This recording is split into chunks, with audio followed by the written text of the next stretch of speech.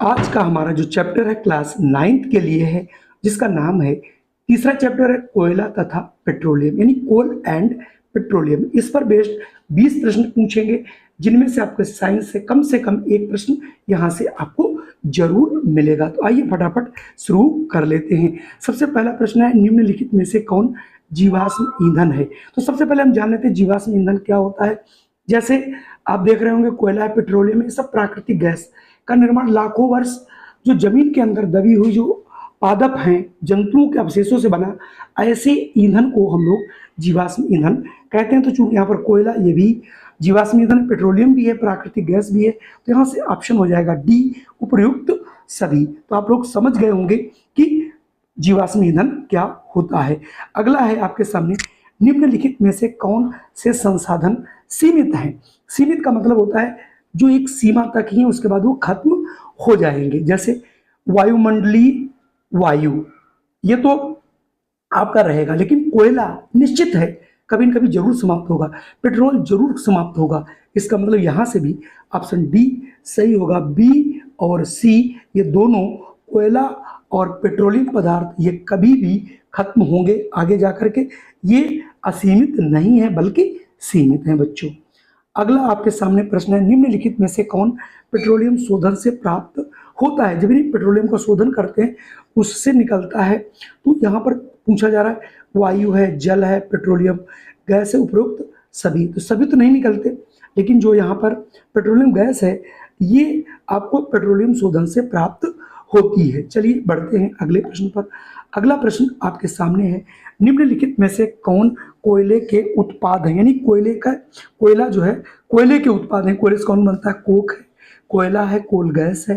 तो इसमें तो सभी हैं कोयले से, चाहे कोक हो वो भी कोयला है, कोयला भी है, और कोल गैस भी। यहाँ से ऑप्शन डी सही होगा। अगला प्रश्न है, पेट्रोलियम के अभिलक्षण, यानी पेट्रोलियम के लक्षण क्या हो सकते हैं?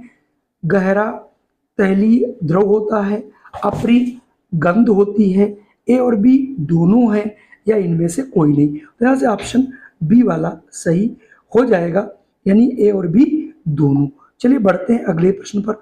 अगला है, उद्योगों में कोयले के संसाधन में निम्नलिखित उपयोगी पदार्थ प्राप्त होता है। तो क्या प्राप्त होता है उसके बारे में आपको बताना है। कोलतार है, कोल गैस है, कोक है।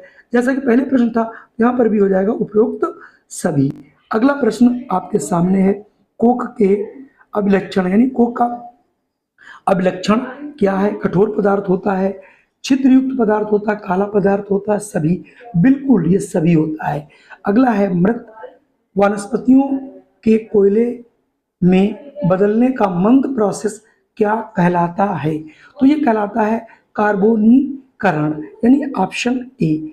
बाकी ऑक्सीकरण, आयनीकरण, या इनमें से कोई नहीं। तो यानी यहाँ से ऑप्शन ए वाला हो जाएगा। अगला है, कोयले का प्रयोग किसमें किया जाता है? तो जो कोयला है उसका प्रयोग कहाँ किया जाता है? वायुयान? नहीं, बिल्कुल नहीं किया जाता। रेल, भाप इंजन, इसमें सबसे पहले किया ही जाता था। भारी स्वचालित वाहन, इनमें भी नहीं किया जाता। तो यहाँ से ऑप्शन बी ही सही होगा। अगला प्रश्न आपका है, पेट्रोलियम का निर्माण किन जीवधारियों से हुआ है? यानी वायु में तैरने वाले नहीं, समुद्र में रहने वाले, बाग में झूलने वाले, उपयुक्त सभी। तो चूंकि ये ऐसा माना जाता है कि पृथ्वी में कभी प्रलय आया होगा, तो उसमें पेड़ पौधे और समुद्र में रहने वाले जीवधारी पेड़, इन सब से जो है कोयले का पेट्रोलियम का निर्माण हुआ होगा। तो यहाँ से ऑप्शन बी सही होगा। अगला है, निम्नलिखित में से कौन जीवाश्म ईंधन नहीं है? पेट्रोल है, पेट्रोल तो आपका पहले ही पढ़ चुके हो है। कोक है, चारकोल नहीं है, कोयला भी है। नीचे सबसे कोयला दिया गया, तो चारकोल जो है ये नहीं है। तो यहाँ से ऑप्शन सी वाला सही हो जाएगा। चलिए बढ़ते हैं अगले प्रश्न। अगला प्रश्न है, एलपीजी का मुख्य घटक है हाइड्रोजन, कार्बन मोनोऑक्साइड, मेथेन, या फिर ब्यूटेन। तो इसका जो मुख्य घटक होता है लिक्विड पेट्रोलियम गैस, यानी जिसको हम रसोई में प्रयोग करते हैं, ये है ब्यूटेन बच्चों। अगला प्रश्न है, सीएनजी का मुख्य घटक क्या है? सीएनजी मतलब होता है कंप्रेस्ड नेचुरल गैस, जिसे हम अपनी गाड़ियों में प्रयोग करते हैं। Option A, ethane, propane, methane, या ब्यूटेन। जल्दी से कमेंट कीजिए, और सही आंसर इसका होगा बच्चों मेथेन शायद आप लोगों ने भी इसे लगाया होगा। अगला प्रश्न आपके सामने है, चट्टानों के मध्य दबे पेट्रोलियम के ऊपर कौन सी गैस पाई जाती है? यानी जो पेट्रोलियम होता है उसके ऊपर कौन सी गैस पाई जाती है, ऐसा प्रश्न पूछा जा रहा है। बायोगैस, पेट्रोलियम गैस, प्राकृतिक गैस, कोल गैस। तो मेनली ये होती है आपकी एक प्राकृतिक गैस।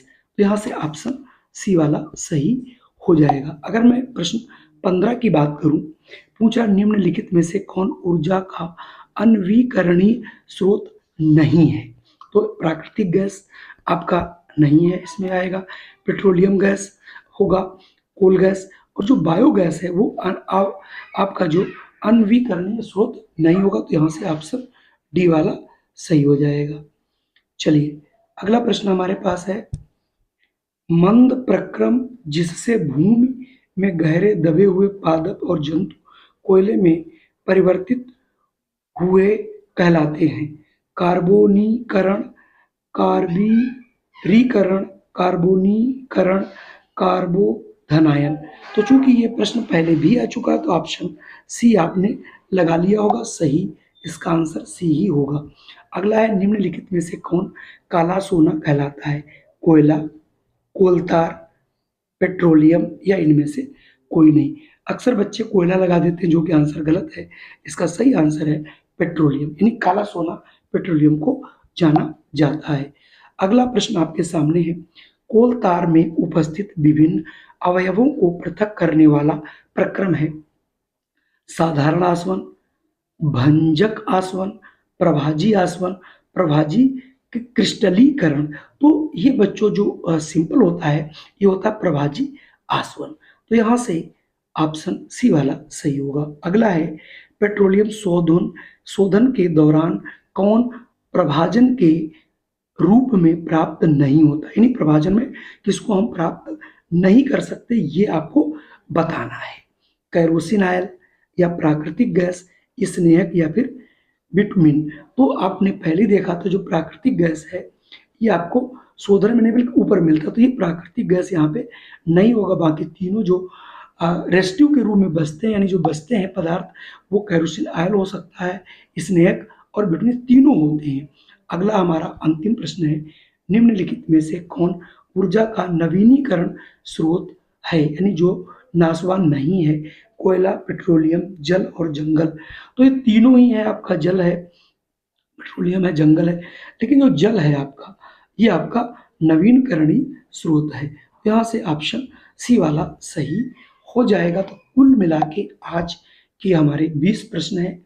अगर ये 20 प्रश्न पसंद आए हों तो आप इसे लाइक कर दीजिएगा, चैनल पे पहली बार हो तो इसे आप सब्सक्राइब कर लीजिएगा और अपने इष्ट मित्रों को शेयर कीजिए, अधिक से अधिक लाइक कीजिए, जिससे हमारा मोटिवेशन बढ़ेगा और हम आपको जल्द से जल्द ढेर सारे क्वेश्चंस बना सकें और आप तक पहुंचा सकें।